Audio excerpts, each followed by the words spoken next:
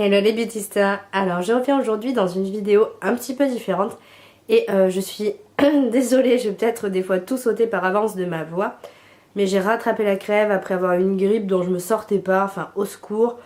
On habite à Bordeaux, pluviométrie, la deuxième je crois de France derrière la Normandie. Enfin c'est juste atroce et moi l'humidité, manque de bol, je supporte pas ça, donc je suis de nouveau malade. Ah, ça va être affreux. Donc je reviens dans une vidéo un petit peu différente aujourd'hui, avec ce beau soleil, enfin on voit que quand même pour une fois la luminosité n'est pas ignoble, qui va être un peu différente, ça va être une vidéo blabla. Alors j'en avais fait plus ou moins une concernant ma perte de poids, mais bon je considère pas que c'était vraiment une vidéo blabla, là c'est plutôt, il y aura un peu de tout mais sur un thème précis, qui est le mariage. Alors avant, si vous vous posez la question, oui j'ai changé quelque chose à mes cheveux. En fait ici, je sais pas si ça va se voir. Là si on voit bien le rouge ici et on le verra également. Ah ben voilà, là je crois que ça c'est parlant, hein, n'est-ce pas? Ce magnifique rouge feu.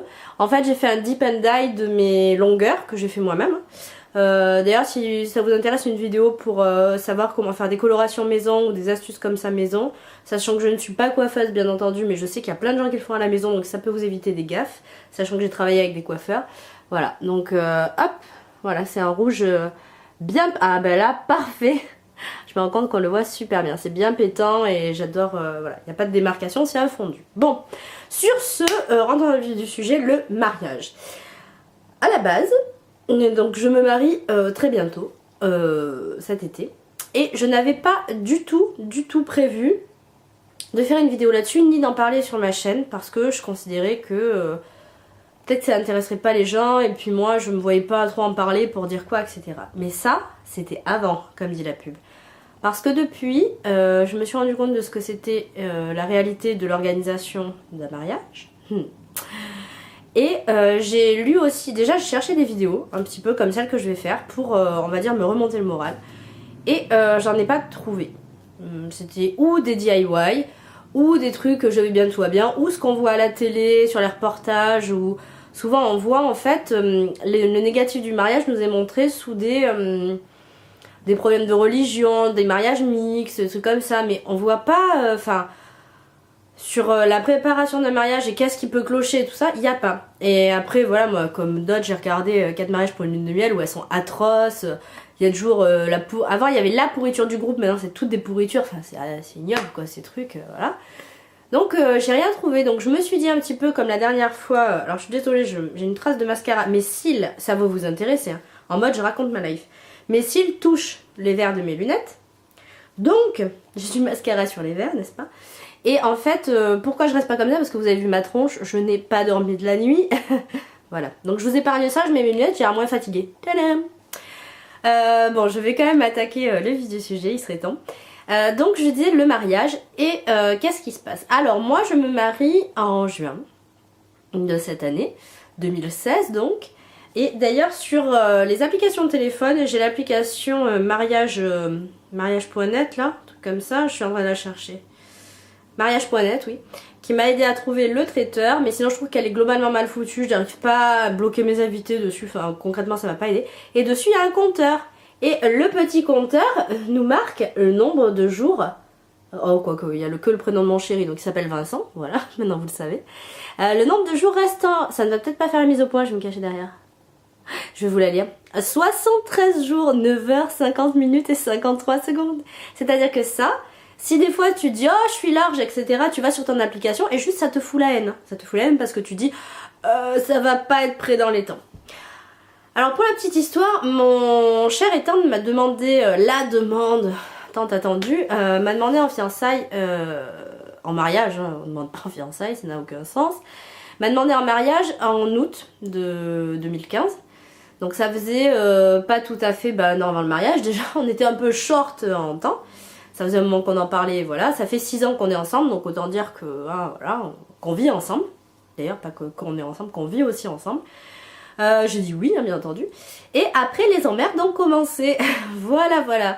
C'est-à-dire que moi, je viens d'une famille où c'était très conflictuel. J'ai pas eu un couple modèle de parents. Et moi, j'avais envie de totalement autre chose. Pour moi, le mariage, ça a une énorme symbolique. Il y en a pour qui ça représente rien, il y en a pour qui ça représente une fête de famille, ça, chacun le voit comme il veut. Pour moi, ça représente quelque chose de très fort.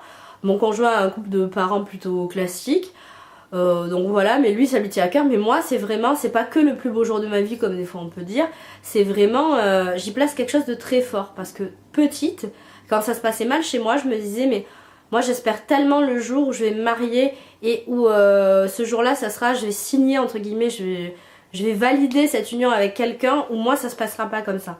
Moi j'essaierai d'être heureuse, j'essaierai de pas avoir autant de problèmes de communication, j'essaierai qu'il n'y ait pas de tension, de violence, de tout ça. Et donc j'ai placé beaucoup de choses dans ce mariage. Déjà ça fait, je pars d'un passif on va dire. Si vous voulez, j'ai un papa qui sera pas au mariage parce que c'est quelqu'un de très mauvais, qui m'a fait beaucoup de mal. Et une maman avec qui on commence à être proche, enfin on commence à être proche, ça commence à aller bien maintenant que je suis adulte, mais avec qui ça s'est très mal passé pendant des années. Donc pour moi c'est pas la famille classique où papa et maman sont, papa est hyper fier d'amener sa fille à l'hôtel, maman est là au taquet à faire des fleurs en crépon et compagnie, c'est pas du tout ce schéma là. Mais ça je le savais, mais c'est pour vous expliquer un petit peu le passif et comment ça peut être ressenti, comment on peut partir en ayant des blessures qui remontent. On dit souvent qu'un mariage ou une naissance pour une femme, des grandes étapes de la vie comme ça fait remonter sa propre enfance, sa propre naissance, ses propres choses et ses propres démons. Et c'est vrai, moi c'est vrai que c'est une étape où émotionnellement c'est beaucoup plus compliqué. Ensuite on a décidé quoi? Moi j'aurais adoré faire un mariage à l'autre bout du monde, ou moins loin, peu importe, mais qu'à deux, avec des témoins pris dans le bled où on allait, hein, peu importe. Et qu'on fasse un truc pour nous. Sauf que on a pensé famille, on s'est dit il y a beaucoup de personnes qui sont âgées, il y a des je remonte un peu, je vais finir comme ça. Il y a des personnes qui seront peut-être plus là, donc on n'a pas pensé égoïste, on s'est dit bon, on veut que ce soit une belle fête pour, par exemple, moi il me reste mes grands-parents maternels, mon conjoint il reste sa grand-mère maternelle, et donc c'était important pour nous de faire une fête pour eux. Et pour passer un grand moment comme ça avec eux. Alors déjà il faut savoir quelque chose, je vais dire des choses un peu en général sans dire des noms, des machins ou qui a fait quoi, parce que sinon ça sert à rien. Il faut savoir que quand vous allez annoncer que vous êtes fiancé, moi je pensais que c'était comme à la télé, c'est-à-dire qu'on vous tombe dans les bras en pleurant, où les gens sont contents, on dit ah tiens on va ouvrir une bouteille de champagne, enfin voilà. Surtout quand ça fait 6 ans que vous êtes ensemble et que ça se passe très bien. Et alors non, déjà première idée reçue, sachez que il y a des gens qui ne seront pas contents de votre union. C'est pas qu'ils seront déçus, mais ils seront pas non plus contents. Et souvent c'est les personnes dont vous attendriez le plus, c'est-à-dire que les gens, vos amis, vos copains ou connaissances seront souvent beaucoup plus heureux que certains membres de la famille. Alors ça c'est très compliqué, moi au début ça a été hyper compliqué, je me suis dit mais c'est un événement heureux. Ah oui c'est du fric, mais après nous il y a beaucoup de choses qu'on paye, on ne demande pas qu'on nous facture, donc bon. Voilà, alors ça déjà, moi je vais beaucoup voir le blog de la mariée en colère qui m'a fait un bien mais fou parce que j'ai vu que j'étais pas toute seule. Canalo c'était même encore pire. Et voilà, et moi je me dis c'est tellement triste d'un beau jour comme ça d'en faire quelque chose de négatif, de pas être heureux. Enfin je veux dire, voilà, c'est pas un décès, c'est pas une maladie, c'est pas un cancer, on se marie quoi, enfin voilà. Donc dites-vous que si jamais vous faites l'annonce et que les gens, voilà, ouais, allez super, à plus, ça m'est arrivé. Donc voilà, donc vous attendez pas à des effusions comme ça. Ensuite la petite chose, je suis allée chercher ma robe. Ah oui, alors oui, parenthèse, il y a des gens qui vont dire mais pourquoi vous vous mariez? Bah parce qu'on a du pognon à perdre et du temps aussi, hein, parce qu'on savait pas quoi faire. Voilà, fallait qu'on s'occupe, nos vies étaient un peu vides. Alors demandez pas à des gens qui vont se marier pourquoi vous vous mariez, parce qu'eux ils y ont réfléchi, hein, parce qu'ils s'aiment, parce qu'ils ont envie de le faire. Pourquoi on se marie? J'ai envie de te dire, voilà, c'est pour ça. La question est tellement con que j'ai même halluciné de l'entendre. Du genre, ça fait 6 ans que vous êtes ensemble, pourquoi vous vous mariez? Bah parce qu'on a envie de faire une étape de plus, on a envie de concrétiser notre amour. Chacun voit midi à sa porte, mais alors vraiment cette question, c'est...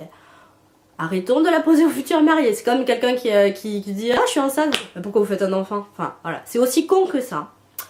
Donc ensuite la robe, moi ma robe. Ah oui, alors sachez que quand on vous dit le mariage préparé 1 an à l'avance, 1 an c'est très bien. 2 ans je trouve que ça fait quand même excessif parce que en 2 ans en fait il y a une période où de toute façon où ça servira à rien parce que vous allez, j'en connais plein qui ont fait ça, vous allez lâcher. Et il y aura 8 mois où vous allez rien faire. Donc autant vous dire que ça sert à rien. Mais 1 an il le faut. Parce que concrètement, nous, on avait 9 mois. Et voilà, on a été juste sur certains délais. Donc déjà, la deuxième chose, ceux qui vous disent « Ah non, mais c'est beaucoup trop tôt, 9 mois avant pour préparer les choses. » Non, non, non, non. Sinon, si j'avais écouté ça, j'aurais pas de traiteur, j'aurais pas de DJ, ou en tout cas pas ce que je veux, pas de photographe, etc. Donc moi, la robe, pour la petite histoire de la robe de mariée, j'avais repéré une boutique dans la région bordelaise qui était très bien réputée. Moi, ce qui m'angoissait, c'était de tomber sur la vendeuse qui veuille te faire juste des ventes. Hyper con, déjà que j'avais pas ma mère pour le jour de la robe, pas de copine, enfin voilà, j'avais que mon homme. Oui, soi-disant, il faut pas qu'il voit la robe, mais enfin moi je vais vous dire, chacun fait comme il veut encore là-dessus. Le jour J, c'est mon homme à qui je dois plaire.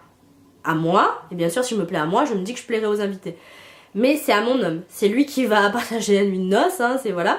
Donc je me dis, si j'arrive et qu'il me trouve dégueulasse dans ma robe, parce qu'il peut détester la robe, mais il le dira pas à la mariée, il dira qu'elle est belle, puis avec l'émotion, etc. Moi je préférais qu'il me dise ça, et sincèrement, déjà entre temps il l'aura oublié, hein. Les hommes c'est souvent une mémoire de poisson rouge, mais si. Mais en fait, il m'a vu avec plusieurs robes, j'en ai passé 7, et au bout d'un moment je savais plus du tout entre 2 ou 3 robes, même j'avais vraiment le doute, et lui il m'a dit, ça, c'est vraiment pas toi. Parce qu'au bout d'un moment, des robes blanches, ça reste des robes blanches. Quand vous avez trouvé votre coupe et tout, c'est compliqué. Surtout quand moi, elles m'allaient toutes. J'avais aucun souci de, voilà, tomber toutes bien.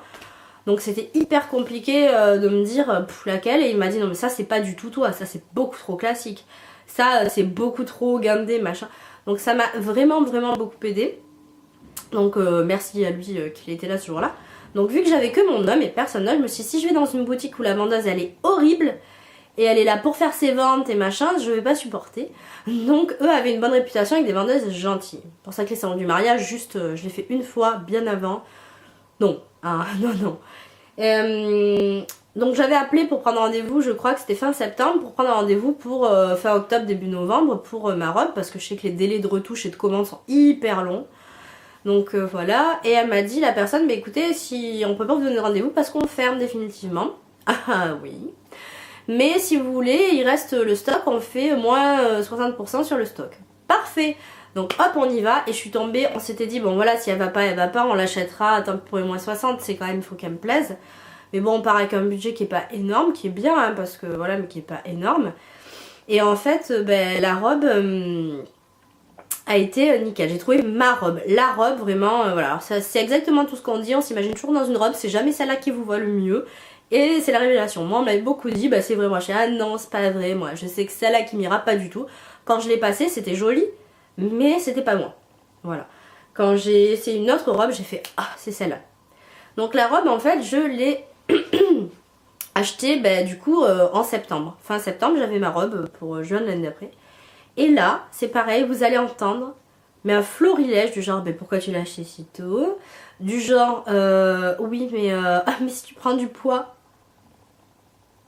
Oui, alors très bien. Alors déjà sachant qu'il n'y a pas les retouches, hein, la robe depuis j'ai fait poser un lassage, j'ai fait plein de choses qui ont complètement changé, notamment sa taille, parce que quand on posait un lassage ça agrandit la robe.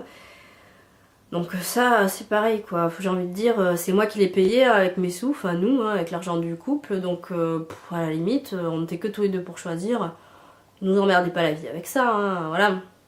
Donc voilà, donc là après j'ai eu plein d'autres petites choses désagréables sur lesquelles je passerai, hein. Et j'ai eu l'étape de l'essayage de ma robe devant ma mère, ma grand-mère, voilà, ma tante. Et là pareil, je m'attendais à ce qu'il y ait la petite larme, le machin, et ça a vraiment été, j'ai passé ma robe, oui elle est jolie, et voilà, salut. Alors je sais bien que chez moi ils savent pas s'exprimer, mais je les ai vus pleurer pour des trucs bien moindres qu'une robe de mariée, hein. Donc ça m'a fait vachement de mal aussi. Donc je suis partie en fait avec plein de déceptions. Voilà, alors après il faut savoir que pour le mariage, moi je fais beaucoup de choses moi-même, parce que vu que j'ai été dans le milieu du spectacle et que dans l'artistique, et que vu que la plupart des gens qui seront là ne me connaîtront pas, c'est la famille de mon conjoint qui sont en nombre, en majorité, j'avais envie qu'ils me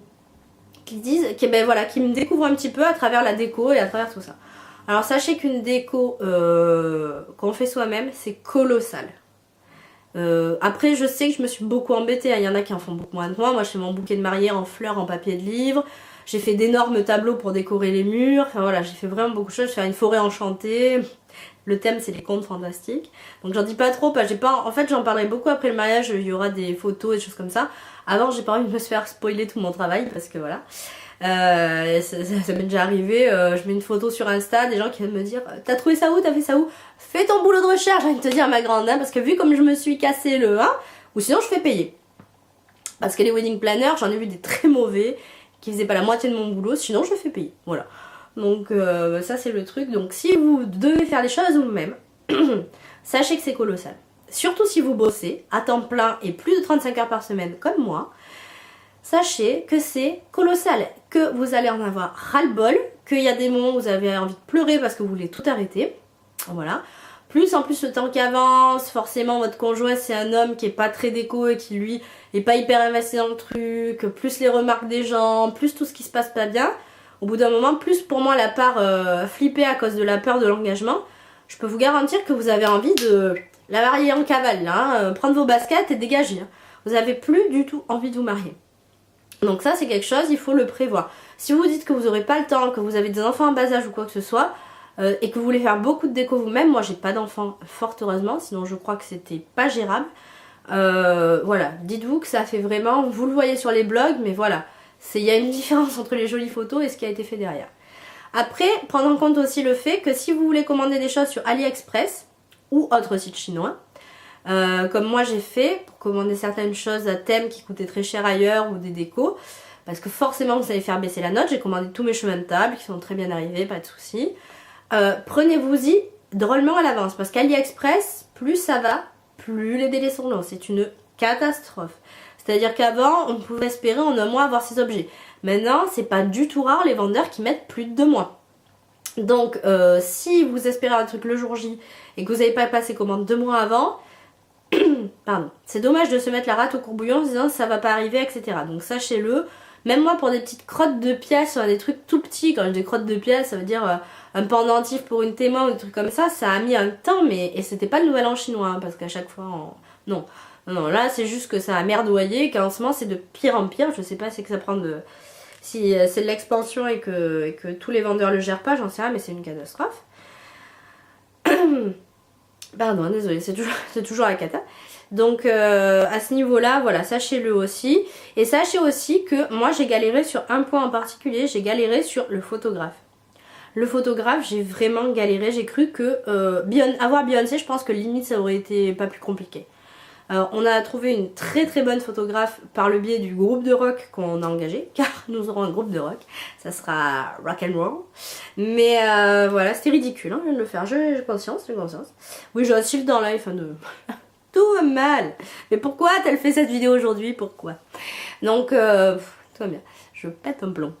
Et donc oui, en fait, la photographe, notre photographe, trouver un photographe, c'était très compliqué. Parce que les 3/4 c'est plus de 1500 € de budget. Alors avec mon homme on fait de la photo, donc on sait très bien que tout le travail n'est pas justifié, hein, on dit des fois les prix sont justifiés, pas toujours. Alors forcément ils ont une boutique etc, ils payent des impôts bien sûr, hein, mais il y en a certains ils font du travail tellement dégueulasse que sincèrement non ce n'est pas justifié. Il y en a qui font même pas de retouches, enfin bref. Donc on s'y connaît quand même un peu, donc on savait ce qu'on cherchait, on n'avait pas 1500 € de budget. Et il y en a même qui font du travail dégueulasse et qui prennent très cher, hein. C'est pas forcément les meilleurs qui prennent toujours très cher.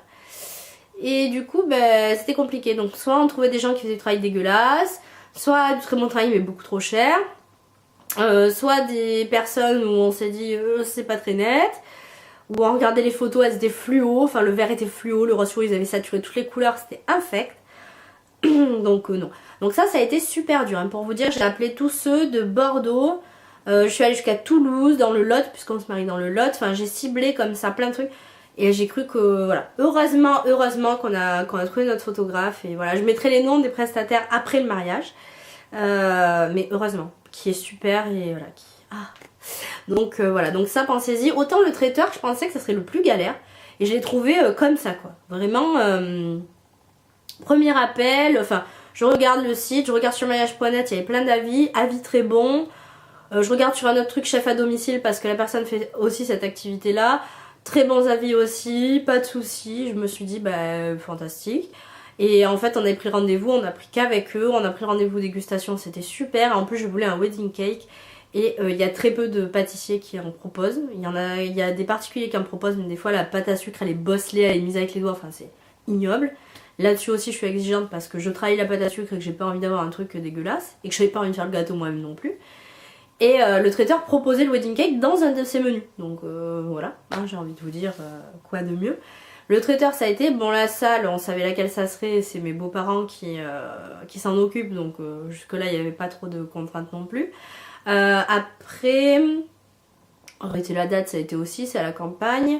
Le traiteur et oui le DJ. Le DJ pareil ça a été sur du bouche à oreille et on a trouvé un super DJ.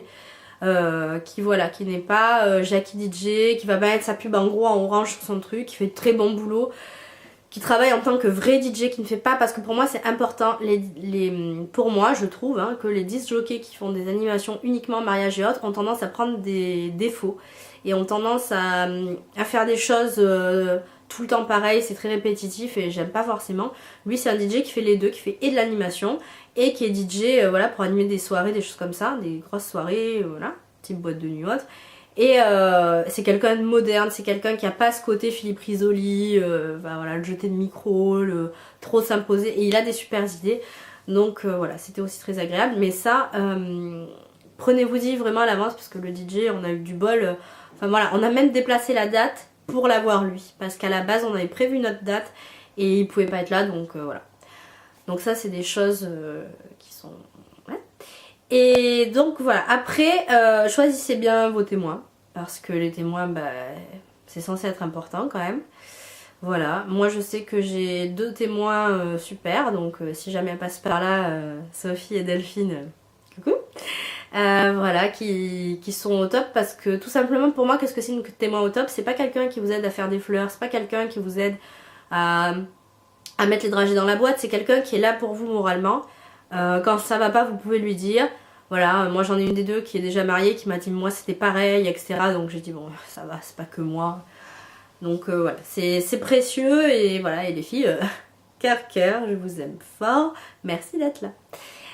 Donc voilà, ça c'est important, oui c'est important, je fais la liaison. Je me suis demandé, mais si, il faut faire la liaison. Voilà, donc sachez que si, en fait, toute la préparation de mariage, vous allez avoir 20 000 déceptions. C'est-à-dire que tout, en fait, le blog de la mariée en couleur, ça regroupe vraiment tout.